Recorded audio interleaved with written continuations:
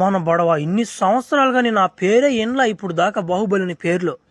అట్లాంటిది మొన్న నా విగ్రహ ఆవిష్కరణ రోజు అంతమంది అరిచారు, నాకే చిత్రపోయాను నా మాట. నేను ఏమైంటది బాబా, ఎవరు ఏంటుడు ఓడు కానీ నిజంగా వచ్చాడా లేకుంటే బతికొచ్చాడు, ఏం అర్థం కాలేదు నాకు. ఆడేం లేదు లేరా నా మాట, వాళ్ళకి ఏదో గుర్తొచ్చుంటా అరిసినట్టున్నారు. అది నువ్వు ఎందుకు భయపడుతున్నావు ఊరికోరికే? ఆడేం లేదు నా మాట, వాడు అందరూ కొట్టాడు కాలద్దు ఇంకా చంపేసి ఉంటూ ఎప్పుడైనా బాహుబలి కొన్నా.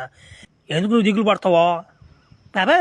దేనికైనా మన బొట్టుని పిలిచి అడిగితే తెలిసిపోతాం మందలా.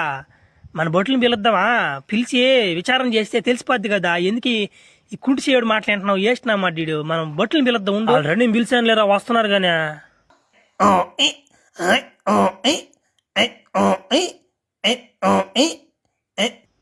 వచ్చేసినట్టున్నారు చూడా. అదిగో వచ్చేసి ఆ రోజు విగ్రహ ఆవిష్కరణ రోజు ఏందిరా తేడా జరిగిందా? బాహుబలి కూడా పేరు ఎందుకు వచ్చిందిరా మధ్యలో?